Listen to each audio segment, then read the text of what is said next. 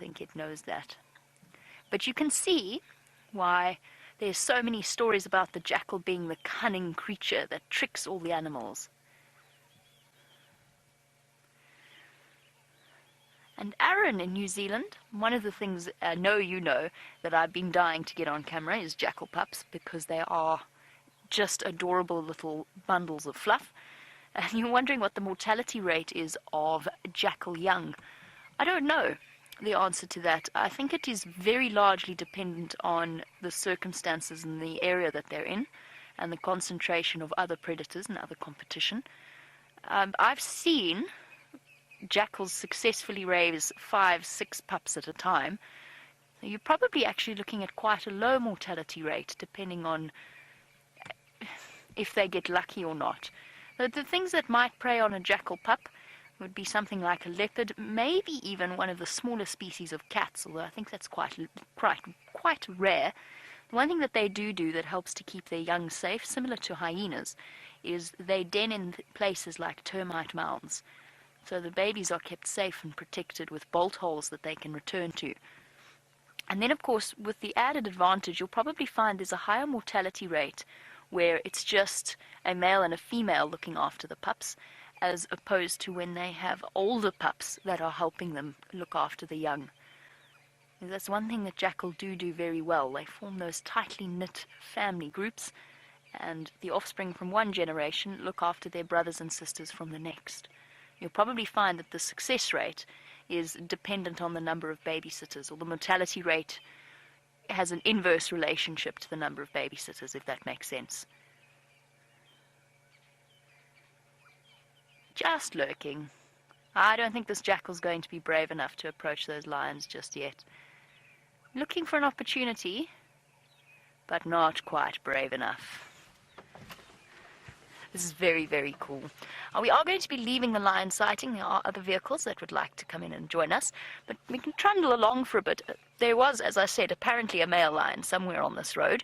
So we'll leave our lions as the other vehicles pull in, and we will go off in search of other things and then come back here a bit later, see perhaps whether or not our jackal has had any success in terms of sneaking forward for food. He might get lucky in that the cubs might have spread some scraps.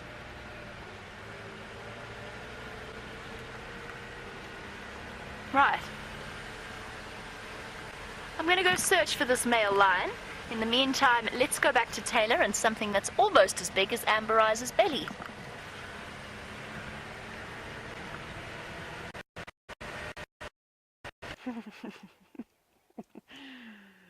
Almost, Jamie, but not quite.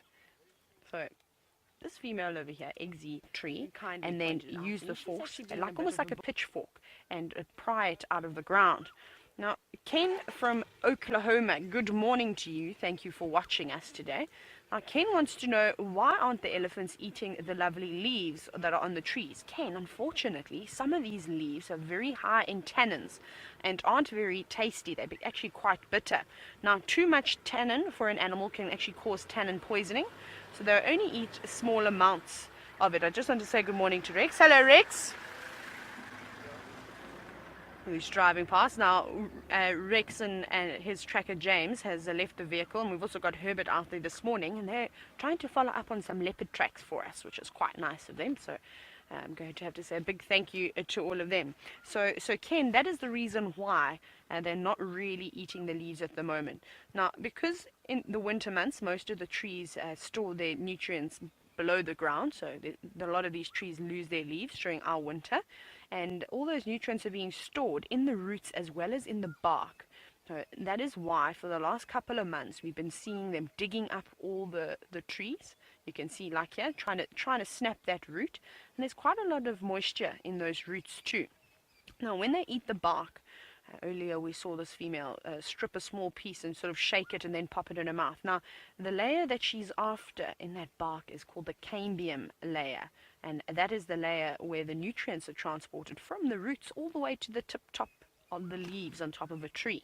So that's what they're after. They're not really after the dry, hard bits. They prefer those nice juicy bits. So when we see all the trees that have been pushed over, most of them have been pushed over in the winter months.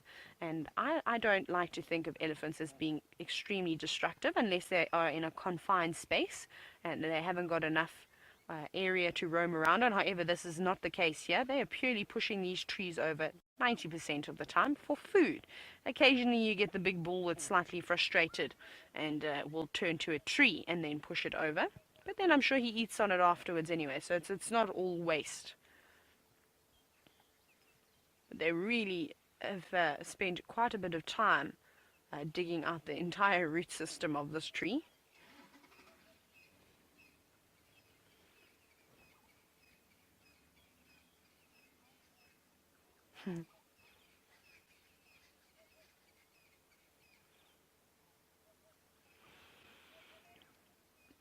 So we've been also chatting about, we actually were chatting about this a few days, and I know not all of you are fortunate to be able to watch this show every day. We were chatting about how elephants' teeth wear down, and I just want to very quickly get the name of who's asking. Oh, never mind, I remember. Sorry. So sometimes when we are watching the elephants and they pick up a branch or a bit of grass, and you often see them give it a bit of a shake to try and get rid of that excess soil, because that can obviously wear the teeth down, and obviously it's not very tasty. Now, this will be relevant. I know it doesn't sound like I'm making any sense, but I walk in the rain wants to know how much salt do elephants need on a daily basis. Now, I'm not sure of their daily requirement. I walk in the rain. However, sometimes you'll see elephants going up to termite mounds and actually taking bits of soil and eating it. Now, that's called geophagy. And that's often if they're not getting enough nutrients from the grasses and from the leaves and from the roots and from the bark, they will physically resort to eating small quantities of soil, which is quite amazing. We're going to lose these elephants, everybody. They're about to cross off of our traverse. So I'm not 100% sure, but a lot of the vegetation and things that they are feeding on does have quite a bit of various nutrients in it, and of course the ground will have quite a bit of sodium in it if they are needing it further. But it's not very often that we see them doing it. For young lioness from the Nkahuma Pride, the missing fifth lioness, and her accompanying Birmingham boy. So they've just a little bit away from the carcass, engaged in certain activities that perhaps are not suitable for the young innocent eyes of the tender cubs. Now, it's interesting, I didn't actually come this close to them. They came to me and decided to lie right next to the vehicle. I'm keeping my voice down because this Birmingham boy, number 4, with his injured face, is grumpy. He's not terribly impressed. He gave me a look that was a very, very keen-eyed stare as he made his way to the lioness. She came to us and then he followed. And they've just been mating. And I think his injured to make sure that or at least for me to watch that I'm not either bugging him or irritating him, and also that I'm ready to move if we need to. But for now, they've relaxed once again. And there was lots of growling, and as always seems to be the case, particularly with our Nkahuma lionesses, yes. Has he been keeping you up all night, girl? Yes.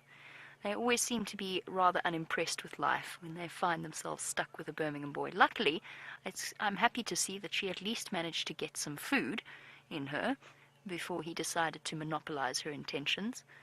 And if he wasn't driven by instinct, I would say that he'd probably be all on his own, just nursing his injuries and probably his injured pride as well. Now, what's interesting now, I find, about this particular arrangement.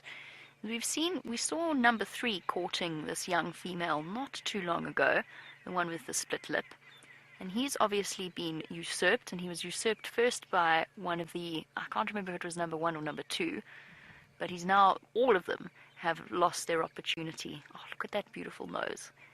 Perfect identifying spots for us to memorize. She's so exhausted. And face full of buffalo. She's finally come into estrus. This is a young female, as you can tell by the, and I know I'm going to get shouted at for this, by the pinkness of her nose. It's a general rule, not an all-encompassing one. Sometimes lionesses keep their pink noses right up until they grow old, but most of the time they darken with age. And if you watch this in Lioness, I promise you it's going to darken with age over the next few years as we get to watch her